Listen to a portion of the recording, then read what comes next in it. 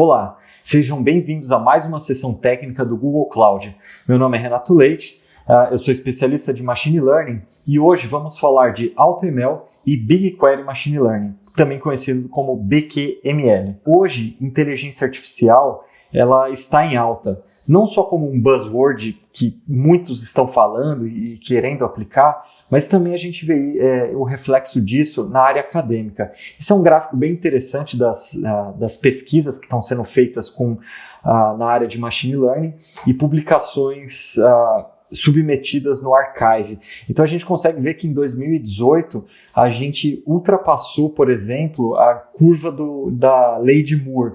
Então a gente tem mais ou menos hoje aproximadamente 35 mil publicações nesse assunto por ano.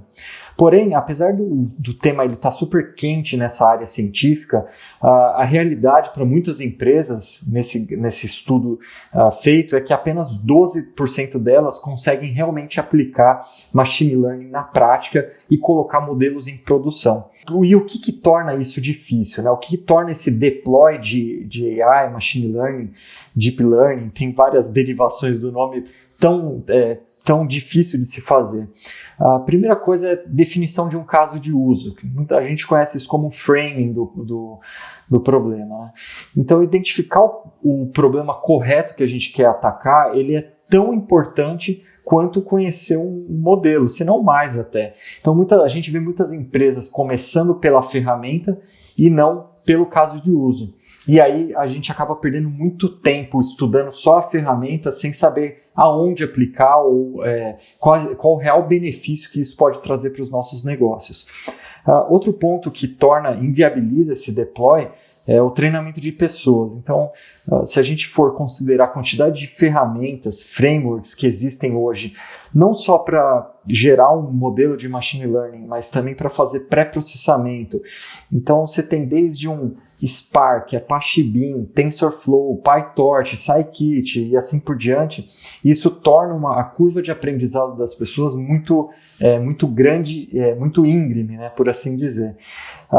E aí, tão bloqueante quanto isso são os dados. Então, por mais que você tenha pessoas capacitadas e um bom caso de uso, se você não tiver bons dados, confiáveis, dificilmente você vai conseguir criar modelos que sejam úteis para você e que realmente reflitam a sua necessidade. E aí vem também, por mais que você faça tudo isso, outra coisa que dificulta é o deploy e a integração desses modelos. Isso até fez com que surgissem novas disciplinas, como MLOps, né, que é como é que você operacionaliza o seu processo de Machine Learning, não só do modelo, mas toda a esteira, né, de coleta de dados, pré-processamento, até chegar na entrega do modelo. Então, com isso, se a gente olhar de uma forma, de uma visão um pouco mais de cima, esse processo como um todo, a gente tem muitos processos que estão ao redor de Machine Learning, e o código em si, o modelo.fit que a gente conhece, né, para treinar o nosso modelo, ele acaba sendo um pedaço pequeno desse todo dentro dessa malha de responsabilidades e tarefas. E quando a gente olha aqui alguns exemplos, né, desde a preparação do dado, que já é uma tarefa super difícil. Então, como é que você trata com dados desbalanceados ou outliers e assim por diante.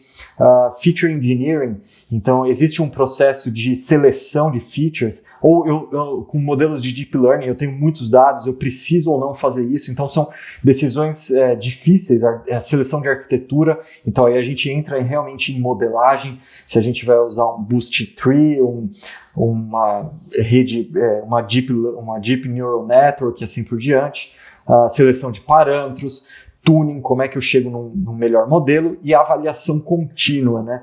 Não apenas a avaliação no momento do treinamento, mas também você fazer isso com um loop, para que o seu usuário ele nunca perca a qualidade do seu modelo. Então, quando a gente coloca todas essas complicações na equação, tanto de fazer, treinar as tarefas adjacentes ao processo, hoje a gente vê um espectro de pessoas que podem usar AI e Machine Learning muito baixo, né? Se a gente for considerar todas essas complicações. Então, aqui são algumas estatísticas interessantes: 10 mil pesquisadores de Deep Learning, 2 milhões de especialistas nessa disciplina, 23 milhões de desenvolvedores, já um número muito maior, e 100 milhões de usuários corporativos. Então, o objetivo do Google Cloud é, claro, dar as ferramentas. Quando a gente começa aqui por esse gráfico, partindo da esquerda, né, da infraestrutura de Machine Learning e do AI Platform, que são ferramentas altamente customizáveis e que você pode submeter o seu código para fazer o treinamento, e esse seu código pode ser, por exemplo, um TensorFlow ou um PyTorch, por exemplo, até soluções mais flexíveis que você não necessariamente precisa colocar mão em código para gerar um modelo de machine learning, vou usar aqui a palavra no estado da arte, né, que são modelos muito bons hoje que atingem as melhores performances, acurácias, recall, e dependendo, claro, da métrica que você estiver utilizando. Então, para isso, que é o foco da nossa apresentação, a gente tem o AutoML, que você fornece os dados, a gente treina o modelo com a nossa inteligência, né, a nossa malha de transfer learning e redes neurais já conhecidas, ou então você usa APIs de com modelos pré-treinados. Vamos fazer uma rápida navegação aqui nessas APIs, né? Então, começando aqui, você pode usar os seus dados, vamos categorizar assim. Então, se você quer usar os seus dados e o seu modelo, que eu vou voltar ao exemplo do TensorFlow, você pode usar aqui, por exemplo, TPUs, que são hardwares especializados para acelerar o processo de treinamento. Você pode usar as próprias máquinas virtuais, que é o Compute Engine, ou o Dataproc no MLlib e assim por diante, tá? O Kubernetes ou o próprio AI Platform. No próximo passo, você pode usar os seus dados, mas usar os nossos modelos. E aí entra toda a família de AutoML. Eu vou dar os exemplos aqui, mas depois a gente vai tocar mais profundamente em cada um desses temas. AutoML Vision, Video, Language Translation e Tables. E por fim, você pode usar os nossos dados, os modelos já pré-treinados, nos nossos modelos. E aí tem uma gama grande de APIs, como o Translation, que é bem conhecido, fazer tradução de texto. O Vision API, você passa uma imagem e ele retorna labels daquela imagem, assim, OCR e assim por diante. Tá? Então, tudo vai da facilidade. A gente tenta ao máximo democratizar o uso de Machine Learning por diversos tipos de conhecimento. E você consegue navegar tendo ou não muito conhecimento, né? Então vamos começar agora falando um pouquinho da família do AutoML. Como é que a gente faz, então, para ter modelos muito bons, né? Uma qualidade muito boa de modelagem, com baixo conhecimento, por exemplo, de plataformas de Deep Learning? Aí entra o AutoML. Então o AutoML, basicamente, você entrega um dataset. Nesse caso pode ser um dataset de imagens, pode ser uma tabela que você quer fazer uma regressão, uma classificação. O AutoML ele vai gerar um modelo para você. Por trás disso, a gente já faz toda a parte de escalabilidade para treinar o modelo mais rápido possível. A gente já entrega isso também na outra ponta, uma API REST para você poder consumir esse modelo. Então, toda a parte de pré-processamento, que é o que eu vou mostrar agora. Então, o AutoML, ele já, quando você entrega uma imagem, você não precisa se preocupar em fazer rescaling dela para transformar ela em determinado tamanho. Você não precisa se preocupar com qual arquitetura de machine learning você vai usar, se você vai usar convolution, você vai fazer um flat com dense layers e assim por diante, ou hiperparâmetros, avaliação, deploy, update e assim por diante. Então ele realmente é o que a gente chama de Machine Learning as a Service. Requer pouco conhecimento de Machine Learning. Os modelos são muito customizados, para aquele tipo de dado que você está passando, e a UI é super simples de você treinar e analisar os seus dados. E no final você tem uma API com um modelo feito deploy com alta qualidade de precisão. Como é que funciona isso? Bem high level aqui, né? Então, a primeira coisa que a gente usa é transfer learning. Então, a gente já existem redes com pesos dela pré-treinados que a gente usa para tirar benefício disso, para acelerar o processo de treinamento. Então, esse é só um exemplo aqui de eu quero detectar fazer uma detecção de objeto para saber onde está o cachorro e onde está o gato. Então, conforme a gente vai passando pelas camadas aqui dos nossos kernels na nossa Convolution Neural Network, a gente vai já reutilizando os parâmetros pré-treinados. Isso é o que a gente chama de Transfer Learning. Então, isso já é padrão na plataforma, tá? É implícito, você não precisa explicitar esse tipo de benefício. Outra funcionalidade interessante é o NAS, né, que é o Neural Architecture Search. Então, ao invés da gente usar uma rede pré-definida, a gente cria um processo iterativo de propor novas arquiteturas.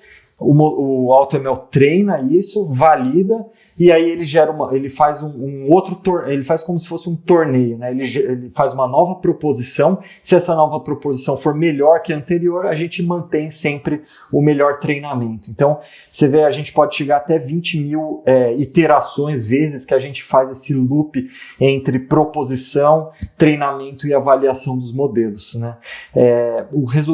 E o último tópico, né? A gente toda a parte de hyperparameter tuning, né? A gente já faz isso automaticamente. Então, é bem interessante, essa é uma busca probabilística, não é força bruta. Então, ao invés de treinar todas as possibilidades, o que demoraria muito, é possível, mas demoraria muito e levaria muito recurso computacional, a gente acaba fazendo isso como uma busca probabilística. Qual que é o resultado disso, né? O resultado são modelos de alta qualidade, são modelos já com o que eu comentei de modelos pré-treinados, otimização e etc. E aqui esse gráfico mostra o resultado do AutoML para grandes modelos, né? Então a acurácia ele acaba sendo muito boa, muito superior a muitos modelos existentes, justamente por essa otimização que a gente faz durante o treinamento. Aqui é só um exemplo bem interessante dessa técnica de NAS, que isso daqui é uma rede convolucional, né? Então veja que interessante a quantidade de skip connections que a gente tem entre as camadas da rede, né? Então dificilmente um ser humano tentaria exatamente isso. Então quando a gente deixa o próprio modelo aprender o modelo, a gente acaba tendo grandes benefícios. O primeiro produto dentro da família do AutoML que eu vou citar é o Vision. Dentro do Vision, a gente pode trabalhar com dois tipos de problema. O primeiro é a detecção de objetos numa imagem. Então, nesse caso aqui da esquerda, imagina que você tem uma foto de um prato de salada e eu quero detectar o que é um tomate, o que é um biscoito, uma folha de... Nesse caso, eu acredito que é um espinafre. Espero não estar errado. E o outro problema que a gente consegue resolver com essa técnica é a classificação de imagens, né? Pode ser uma imagem com um label ou pode ser uma imagem com múltiplas classes. Então, nesse caso, uma casa, ela pode ser uma casa antiga, uma casa... Então, você consegue treinar dessa maneira. Como é que funciona esse processo? Então... você entrega as imagens, então nesse caso uma bolsa, um sapato, um chapéu, então cada imagem ela tem um label associado a ela, a gente treina o nosso modelo e faz uma avaliação. Vou dar alguns exemplos e aí eu vou mostrar a interface para vocês terem sedimentar o conhecimento e terem uma boa noção do que eu estou falando. Então a IDEXX é uma empresa veterinária, eles trabalham com radiologia veterinária, né? Um dos desafios quando eles têm a plataforma deles dado o grande volume de imagens que uma radiografia, um ultrassom é gerado de um animal, eles têm uma grande dificuldade de organizar essas imagens. E aí quem faz isso, acaba fazendo isso, é o próprio veterinário. Então ele fica horas organizando, isso aqui é uma imagem de um tórax, de uma perna, de um crânio e assim por diante. E não é o trabalho em si que é um diagnóstico, né? Então eles usaram o AutoML justamente para pegar um conjunto de imagens e classificar essas imagens justamente para o radiologista, para o veterinário conseguir rapidamente fazer o trabalho mais essencial dele. Então, quando a gente olha uma imagem acredito que é um gato isso daqui, onde está o crânio, o tórax, etc. Então, o próprio AutoML já identifica, coloca os bounding box e, nesse caso, pode até fazer um crop da imagem para o veterinário conseguir fazer o laudo daquele animal. Outra empresa que utiliza, é um caso bem interessante, é a própria AES de energia. Então, eles usam drones para fazer inspeção naquelas pás que geram energia. Aqui está uma imagem mais para vocês entenderem. Então, o drone tira a foto daquelas pás que são de difícil acesso. Eles fazem o import dessas imagens no AutoML, criam o label de determinado pedaço e falam, olha, isso é uma sujeira ou isso é realmente um defeito que a gente precisa atuar. E com esse modelo, eles conseguem automatizar o processo como um todo. Então, o drone já vai tirando foto, eles só carregam para a plataforma e eles já geram um reporte de alertas do que eles têm que fazer manutenção ou não. Tá? Antes de eu seguir para o próximo, deixa eu só mostrar rapidinho como é que seria esse processo. Nesse caso, eu naveguei aqui a tela do Google Cloud, eu naveguei até o Vision, tá? E do Vision eu cheguei até a telinha do AutoML. Para a gente importar os dados, a primeira coisa que a gente tem que fazer é fazer um upload dessas imagens no Google Cloud Storage. Uma vez feito isso, essas imagens elas estarão disponíveis para a gente criar o nosso modelo. Antes de criar o modelo, é super interessante a gente validar se o dataset está de acordo com o que a gente esperava, né? Se as imagens foram importadas da maneira que a gente queria e assim por diante. Então eu posso clicar em uma das imagens. Nesse nosso problema, a gente está querendo classificar qual o tipo de nuvem que existe nessa imagem. Então, eu posso criar um label, né? Nesse caso, ele já traz um label aqui. Então, nessa foto, essas nuvens é do tipo Cirrus. Ou eu posso pegar, por exemplo, a cumulonimbus e clicar nela. E se eventualmente o label dessa foto estiver errado, eu posso simplesmente alterar o label e clicar em Save. Tá? No caso está certo, eu vou vou descartar essa minha alteração.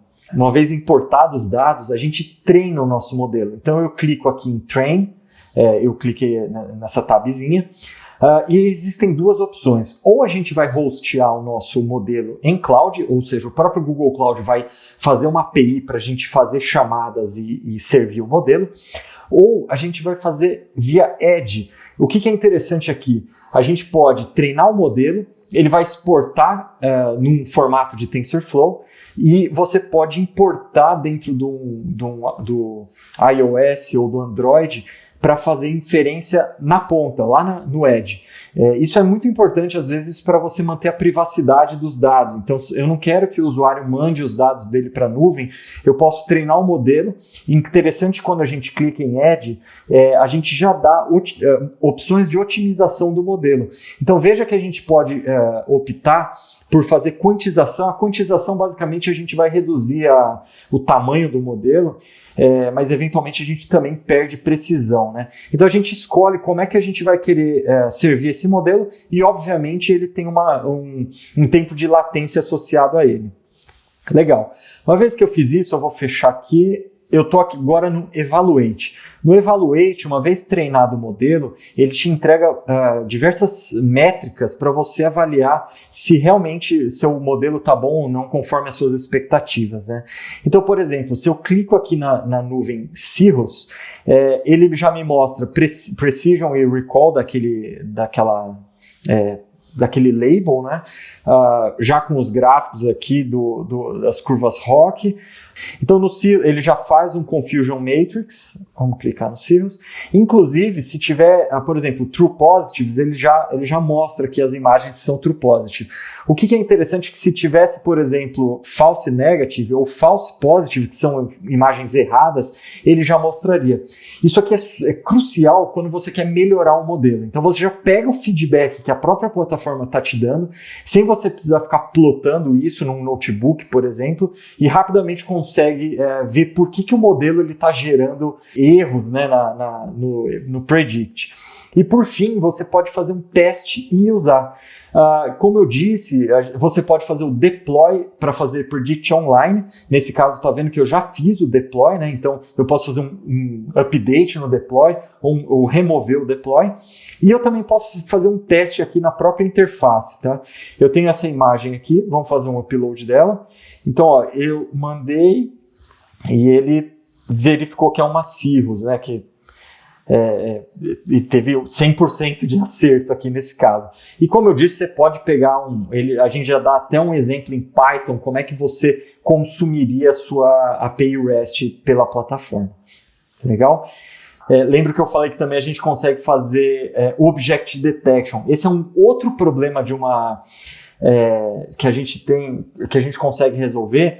Dada uma imagem de satélite, eu quero saber aonde tem aviões nessa imagem, né? Tá vendo então que cada pontinho aqui é um aviãozinho, né? Inclusive, se você quiser, você pode criar um label na própria interface. Então eu faço uma seleção e eu gero um novo label. Tá? Então é bem tranquilo de usar a plataforma. Além do Object Detection e do Image Classification, a gente tem também o Natural Language. Tá? O que ele faz? Qual que é o objetivo? A primeira coisa que é bem interessante, você consegue subir diversos textos e um texto ele tem um label. Então, por exemplo, eu tenho uma notícia de esporte, uma outra de economia, outra de dinheiro e assim por diante. Então, dado um upload de texto e o label, a gente é capaz de treinar um modelo para fazer classificação desses textos, de novos textos, né? Então está aqui uma news, né? Nesse caso você poderia aplicar para notícia, mas pode aplicar para qualquer coisa.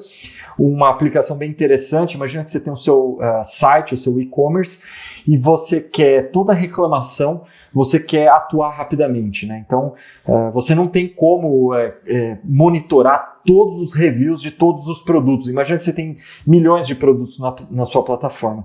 Então você pode treinar um modelo de machine learning para automaticamente detectar qual que é o tipo de comentário, se é um elogio, uma crítica, uma dúvida, e já redirecionar isso para o departamento correto. Então isso seria uma aplicação, outra própria no setor médico, né, no setor de saúde. Então, seguradoras podem atuar rápido em reclamações, por exemplo, de um plano de saúde, assim, porque é super regulamentado e assim por diante. Tá? Outra coisa é extração de entidades. Então, você consegue, por exemplo, dado um texto, você consegue extrair o que é uma cidade, ou o que é um nome, o que é um documento e assim por diante. Então você treina isso, esse seria o segundo modo do AutoML Natural Language, e ele já vai fazer todo esse trabalho para você. Aqui é um exemplo de uma empresa chamada Qualtrics.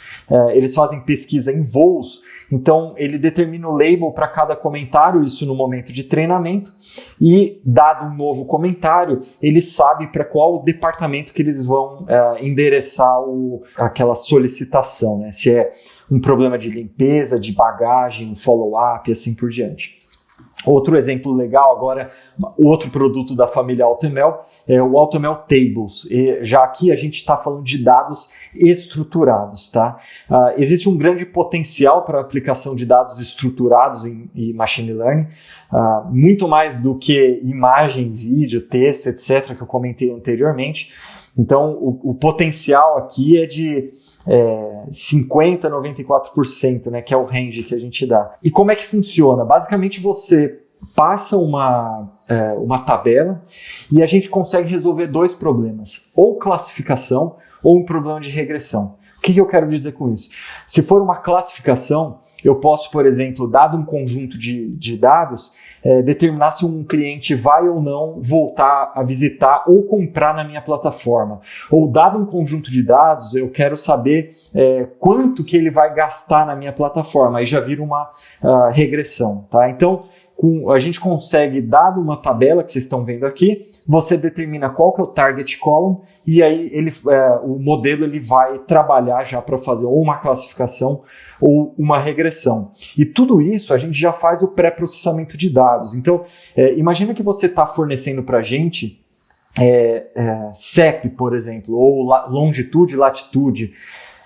A gente automaticamente faz buckets desses valores com ranges, né? Então, a gente já faz esse processo de pré-processamento automaticamente. Ou se o dataset tiver missing values, dados desbalanceados, cardinalidade muito alta, né? Então, tudo isso a gente automaticamente já faz esse pré-processamento e você não tem que se preocupar com isso, né? Então, o modelo ele vai tentar se adaptar a esse tipo de situação.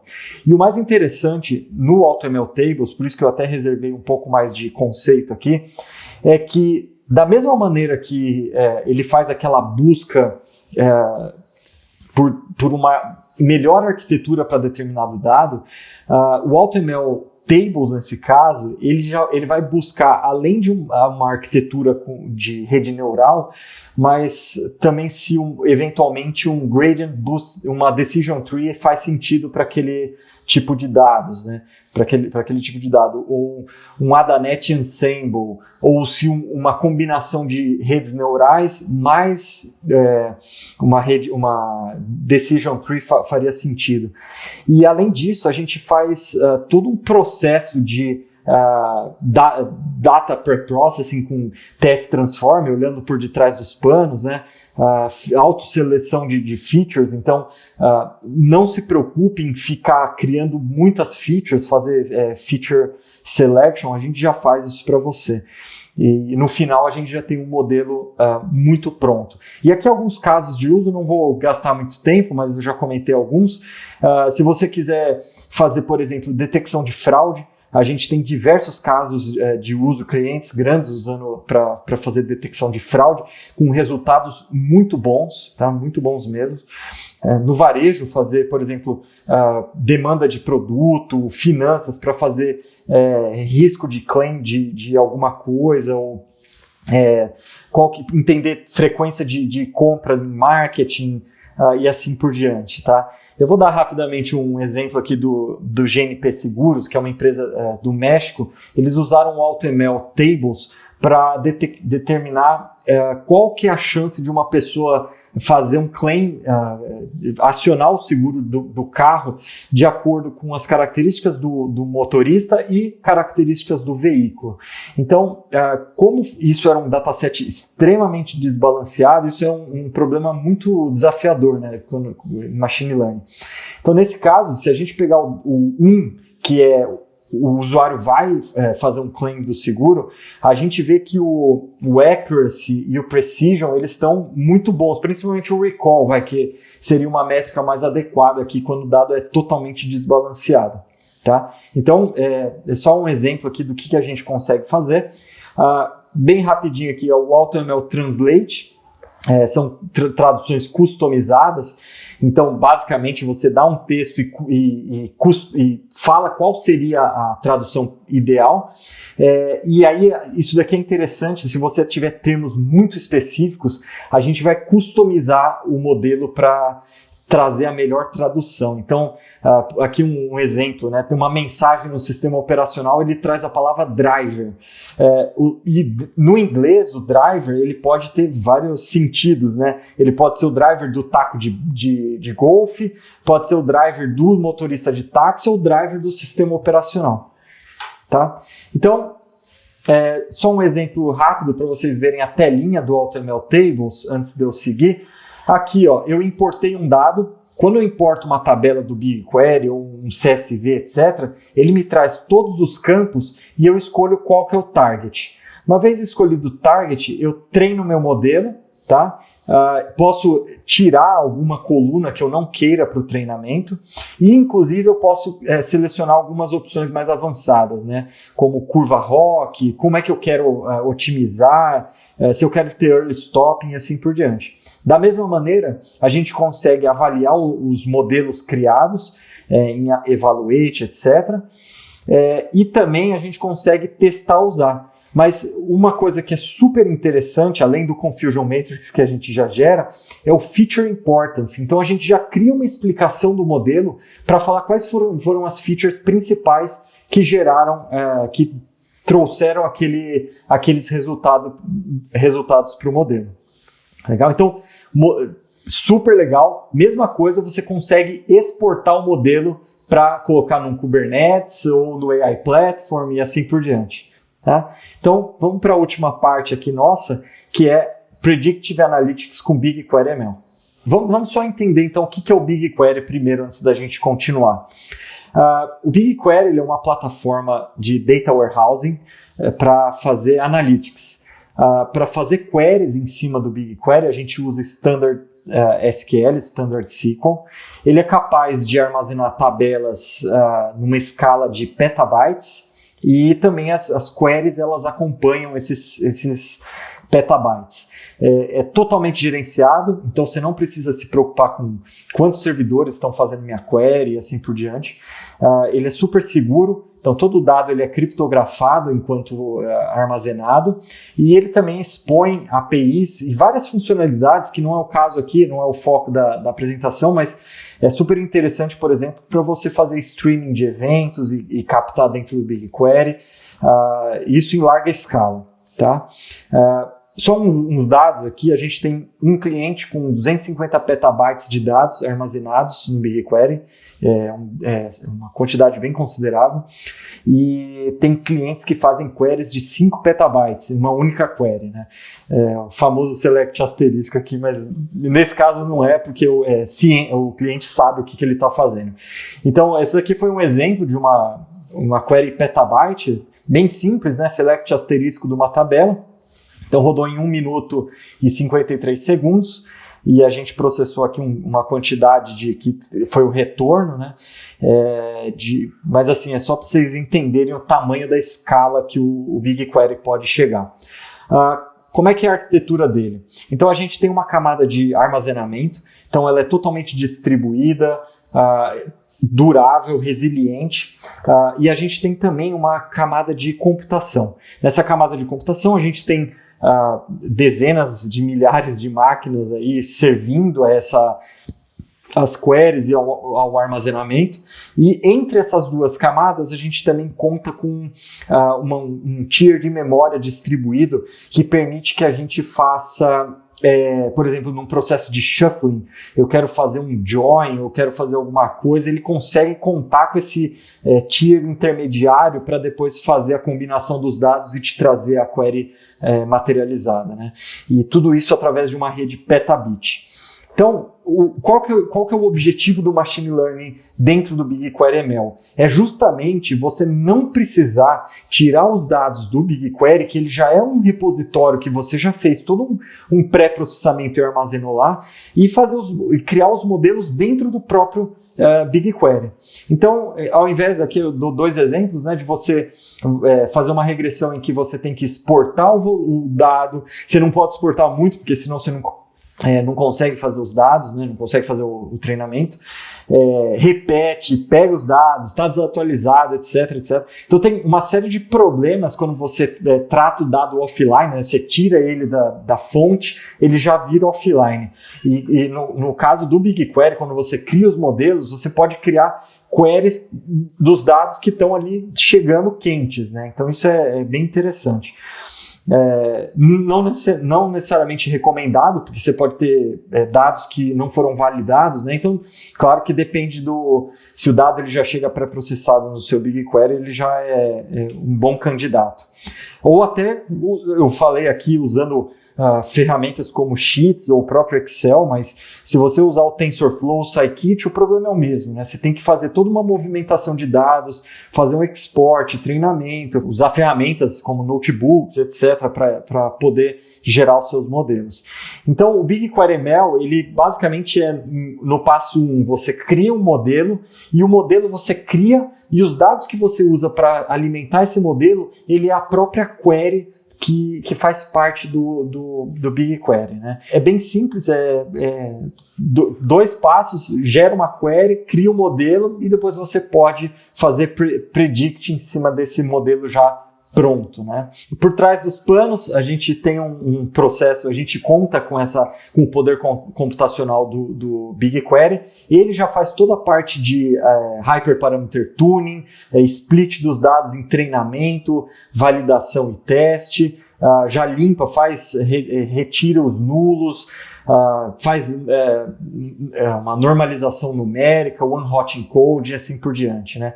Então aqui estão alguns exemplos, eu deixei as bolinhas aqui em aberto porque tem muito mais por vir, né? Claro, se vocês tiverem interesse, até em programas alfa, vale a pena consultar a gente, mas, por exemplo, a gente faz classificação, regressão, com modelos também super avançados, clusterização, então você pode fazer clusterização dentro dos próprios dados do BigQuery, recomendação através de faturação de matrizes, e você também pode fazer import e export dos modelos, tá?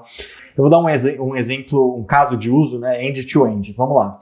A primeira coisa que a gente tem que fazer é criar um modelo. Para isso, a gente usa esse comando create or replace model, passa um nome e através das options aqui a gente pode passar não só o model type, né, que é qual modelo que a gente quer criar, nesse caso é uma regressão logística, mas você também pode passar outros parâmetros, né, então inicialização e etc.